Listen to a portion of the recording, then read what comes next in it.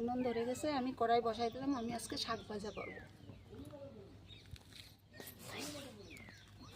কড়াই গরম হয়ে গেছে, আমি এবার সরষের তেল ঢেলে দিলাম।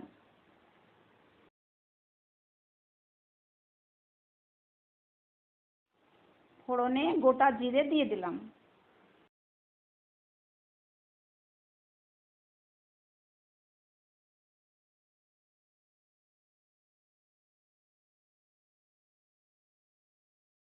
জিরে ফুটে গেছে, শুকনো লঙ্কা দিয়ে দিলাম। শুকনো লঙ্কা ভাজা হয়ে গেছে, আমি এখন দেবো পেঁয়াজ আর রসুন।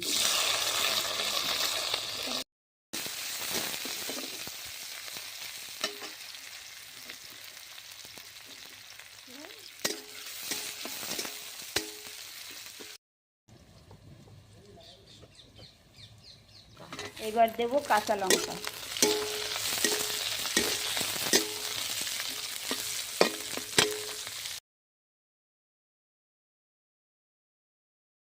কাঁচা লঙ্কা ভাজা হয়ে গেছে, আমি এবার শাকগুলো দিয়ে দেবো।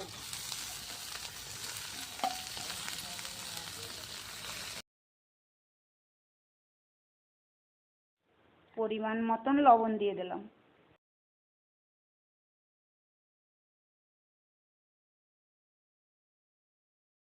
পরিমাণ মতো হলুদ দিয়ে দিলাম।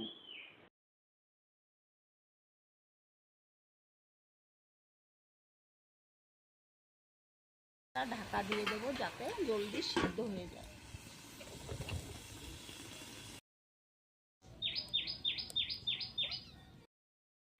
শাকটা সিদ্ধ হয়ে গেছে, এবার ঢাকা তুলে নেড়ে দেব।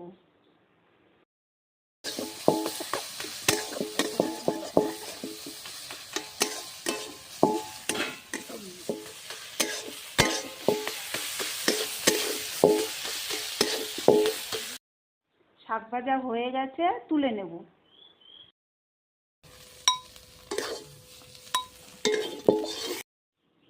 শাক এইভাবে রান্না করে খেয়ে দেখবেন, খুব ভালো লাগবে।